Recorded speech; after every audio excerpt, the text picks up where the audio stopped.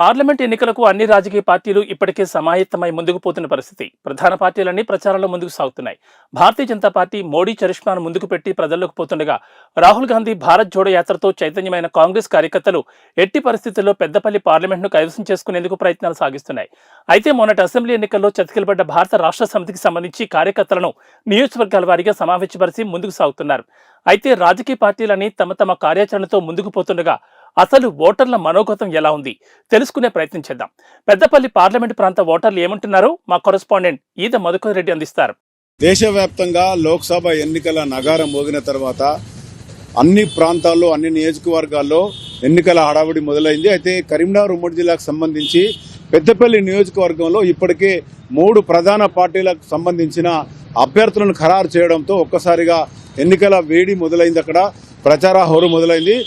మొత్తంగా చూసుకుంటే పెద్దపల్లి పార్లమెంటులో పెద్దపల్లి నియోజకవర్గము, రామగుండము, మంథని, మంచిర్యాల, చెన్నూరు, బెల్లంపల్లి, అలాగే మంథని ఇవన్నిటితో కలిపి మొత్తము అన్ని నియోజకవర్గాల్లో ఇప్పటికే ఎన్నికల హడావుడి మొదలైందని చెప్పొచ్చు. అయితే ప్రధాన పార్టీ అభ్యర్థులుగా చెప్పుకుంటున్న బీఆర్ఎస్ పార్టీ నుంచి ఇప్పటికే మాజీ మంత్రి కొప్పుల ఈశ్వర్ ప్రచారాన్ని ముందులో ఉంచారు. కాంగ్రెస్ పార్టీ నుంచి గడ్డం వంశీ, గడ్డం వివేకానంద యొక్క తనయుడు మొట్టమొదటిసారిగా పార్లమెంటు బరిలో ఉన్నాడు. అలాగే బీజేపీ, భారతీయ జనతా పార్టీకి సంబంధించి గోమాస శ్రీనివాస్, వీరంతా ముగ్గురు బరిలో ఉన్నాడు.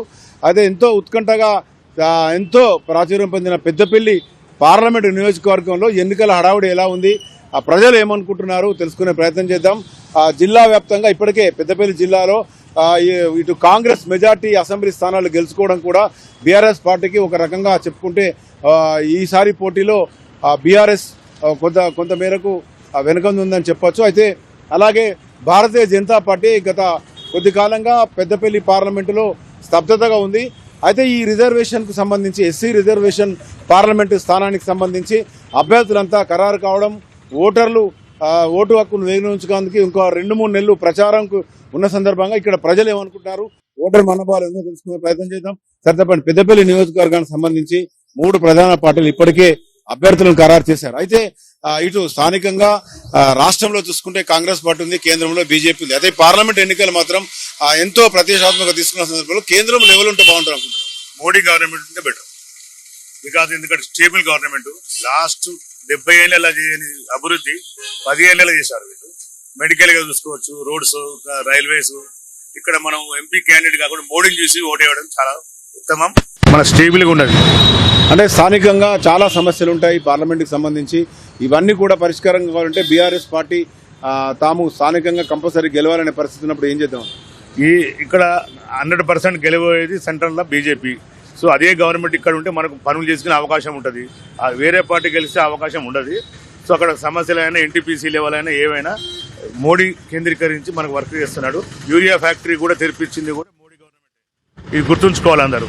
సో ఇంకా డెవలప్మెంట్ ఇంకా జరుగుతుంది కూడా మోడీ గవర్నమెంట్. మనం స్టేబుల్ గవర్నమెంట్. పక్క దేశాలు కూడా మన మీదకి వేలెత్తి చూపడానికి కూడా భయపడే స్థాయికి పట్టుకొచ్చాడు. సో మనం మోడీ ఉంటేనే మన సనాతన ధర్మం ఆల్ సబ్కా సాత్ సబ్కా ఏక్ అనే వికాస్ అనే దాని మీదకి వెళ్ళిపోతుంది. అదే బెటర్. మీరు చెప్పండి, అంటే మొన్న స్థానిక ఎన్నికల్లో అంటే అసెంబ్లీ ఎన్నికల్లో పెద్దపల్లి నియోజకవర్గం అంటే ఈ పార్లమెంటు స్థానాలు మొత్తం ఎక్కువగా కాంగ్రెస్ పార్టీ కైవసం చేసుకుంది. కానీ ఈసారి ఎలా ఉండబోతుంది అనుకుంటున్నారు? ఈసారి సెంట్రల్ ఎలక్షన్స్ కాబట్టి ప్రతి ఒక్కరు బీజేపీ గురించే ఆలోచిస్తారు. ఈవెన్ ప్రతిపక్ష పార్టీలో ఉన్న కార్యకర్తలు కూడా ఈసారి బీజేపీకే ఓటేస్తారు. అది మాత్రం ఖాయం. ఎందుకంటే మోడీ గవర్నమెంట్ గురించి మన దేశంలోనే కాదు ప్రపంచవ్యాప్తంగా తెలుసు. అతని వల్ల ఏం సాధ్యమైంది, అతను ఏం చేశాడు, ఎంత డెవలప్ చేశాడు. ఒక్క వర్గాన్ని కానీ లేకపోతే ఒక కులాన్ని కానీ ఇట్లా విడదీసి చేసేది కాదు. ప్రతి ఒక్కరిని సబ్కా సాత్ సబ్కా వికాస్. అక్కడ ఏ ప్రోగ్రాం ఇచ్చినా కానీ ముస్లింలకు కానీ హిందువులకు కానీ ప్రతి ఒక్కరికి ఉపయోగకరంగా ఉండే ప్రోగ్రామ్సే చేస్తున్నాడు. కాబట్టి ముస్లిమ్స్ కానీ ప్రతి ఒక్కరు ఈసారి బీజేపీకి ఓటేస్తారు తప్పని. మీరు చెప్పండి, పార్లమెంటు స్థానం పెద్దపల్లి చాలా ప్రతిష్టాత్మకం. ఇప్పటికే మాజీ మంత్రి కొప్పుల ఈశ్వర్ బరిలో ఉన్నారు, గడ్డం వంశీ అంటే కాకా ఫ్యామిలీకి సంబంధించిన ఉన్నారు, కొత్త గోమా శ్రీనివాస్ బీజేపీ ఉన్నారు. అయితే వీరందరినీ చూసుకుంటారా, కేంద్రంలో ఏ పార్టీ అధికారంలోకి వస్తే బాగుంటాం? యువత అంతా నిర్ణయమై ఉన్నారు. గల్లీలో ఎవరున్నా ఢిల్లీలో బీజేపీ ఉండాలి, నరేంద్ర మోడీ గారు ఉండాలనేది పటిష్టమైన నిర్ణయానికి వచ్చి ఉన్నారు. పెద్దపల్లిలో కూడా వెంకటస్వామి కొడుకైనా మన్మడైనా కూడా ఆయన పోటీలో ఉండే పరిస్థితి లేదు. ఎందుకంటే యువకుడు పెద్ద ఎవరికి తెలియదు. రెండవది ఢిల్లీలో గల్లీలో ఎవరున్నా ఢిల్లీలో బీజేపీ ఉండాలనే గట్టి నిర్ణయానికి వచ్చి ఉన్నారు ప్రజలు. దాదాపుగా యువత అంతా కూడా బీజేపీ వెంట ఉన్నది, నరేంద్ర మోడీ గారిని గట్టిగా కోరుకుంటుంది. అంటే పెద్దపల్లిలో గతంలో కాంగ్రెస్ ఒకప్పుడు అధికారంలో ఉన్నప్పుడు కూడా ఎంపీ స్థానం ఉండే. మొన్నటి వరకు బీఆర్ఎస్ సంబంధించిన వెంకటేష్ నేత కూడా అధికారంలో ఉండే. తాజాగా ఆయన కాంగ్రెస్ పార్టీ ఉండే. అయితే ప్రస్తుతం ఈ నియోజకవర్గంలో పోటీలో ఈ ముగ్గురులో ఎవరికి పోటీ ఉంది అనుకుంటున్నారు? బీజేపీ కాంగ్రెస్ మధ్యలోనే ఉంటుంది. టీఆర్ఎస్ అన్నది టీఆర్ఎస్ పోయి బీఆర్ఎస్ అయింది, బీఆర్ఎస్ అనేది బీఆర్ఎస్ లాగా అయిపోయింది. బీఆర్ఎస్ అన్నది కనుమరుగైపోయిన పార్టీ, అది పోటీలో లేదు. ఏమున్నా బీజేపీ కాంగ్రెస్ మధ్యలోనే ఉంటుంది. ఇప్పుడు మీరు చెప్పండి, పెద్దపల్లి నియోజకవర్గంలో చాలా రామగుండం కానీ ఎన్టీపీసీ కానీ ఇవన్నీ కూడా చాలా కొన్ని సమస్యలు ఉన్నాయి గత కొద్ది కాలంగా. మొన్నటి వరకు బీఆర్ఎస్ ఎంపీ సిట్టింగ్ ఎంపీగా ఉన్నాడు. ఇప్పుడు తాజాగా జరగబోతున్న ఎన్నికల్లో ఈ పార్లమెంటు స్థానంలో ఇటు కేంద్రాన్ని చూసుకొని మోడీని చూసి ఓటింగ్ జరగబోతుంది అనుకుంటున్నారా, లేకుంటే స్థానిక అభ్యర్థులను చూసి అనుకుంటున్నారా? స్థానికంగా కాకుండా మోడీని చూసి ఓటింగ్ జరగబోతుంది. చాలా మంచి ప్రిన్సిపల్ గా పనిచేసిండు.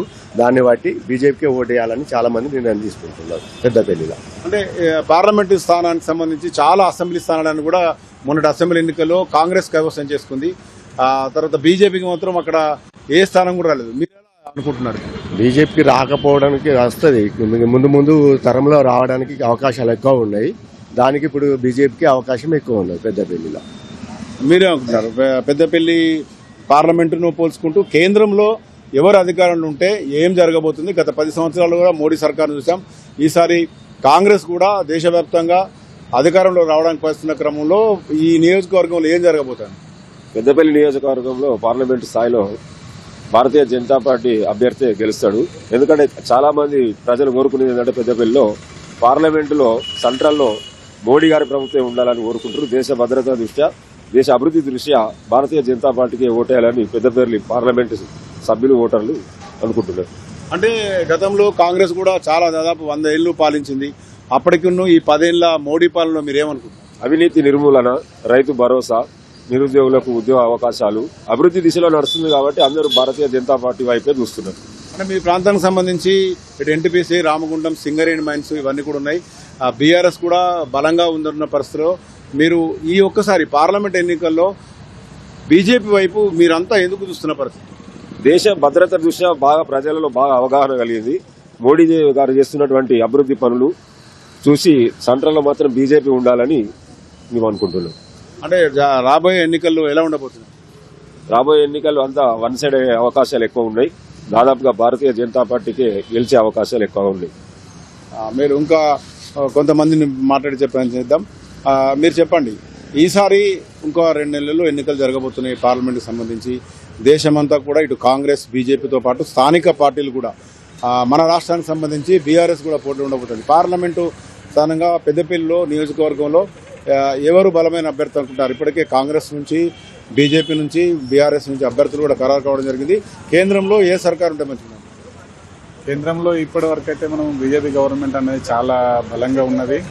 పార్టీకి సంబంధించింది కూడా చాలా వాళ్ళు కార్యకర్తలు కూడా బాగానే పనిచేస్తున్నారు.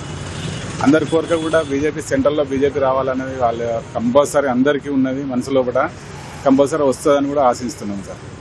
అంటే ఈసారి ఎంత అంటే రాష్ట్ర వ్యాప్తంగా మొన్నటి వరకు కాంగ్రెస్ హవా కొనసాగింది. పార్లమెంట్లో ఏది ఉండబోతుంది అనుకుంటున్నారు?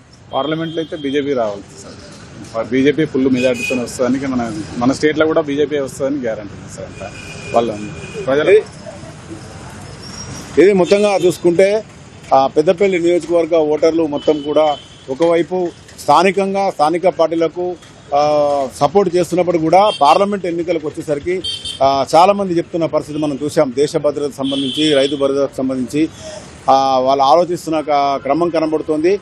మొన్నటి వరకు పెద్దపల్లి పార్లమెంట్లో అన్ని నియోజకవర్గాలు కూడా మెజార్టీ స్థానాలు కాంగ్రెస్ గెలుచుకున్నప్పటికీ కూడా ఇప్పుడు కాంగ్రెస్ పార్టీ ఆ ఓటర్ బేస్ను తయారు చేసుకొని ఒకవైపు ముందుకు సాగుతున్న క్రమంలో ఓవైపు బీఆర్ఎస్ కూడా ఆ బలమైన అభ్యర్థిని కొప్పుల ఈశ్వర్ను బరిలో ఉంచినప్పుడు కూడా ఓవరాల్గా వీరంతా ఆలోచిస్తున్న మాత్రం రాష్ట్రంలో ఇప్పటికే కాంగ్రెస్ పార్టీ ఉన్నప్పుడు కూడా కేంద్రంలో మాత్రం ఖచ్చితంగా బీజేపీ కావాలని కోరుకున్న పరిస్థితి. అలాగే మోడీ పరిపాలన పైన ఒక విధమైన నమ్మకాన్ని పెంచుకొని పెద్దపల్లి పార్లమెంటు యువత కొంతమంది ఇప్పటికే మనం మాట్లాడడం చూసాం. వీరంతా కూడా రాష్ట్రంలో ఏ పార్టీ ఉన్నా, స్థానికంగా ఎలాంటి సమస్యలు ఉన్నా కూడా దేశ విషయానికి, జాతీయ భావానికి వచ్చేసరికి మాత్రం కేంద్రానికి ఖచ్చితంగా మోడీ పరిపాలన, బీజేపీ పరిపాలన కావాలనుకున్న పరిస్థితి.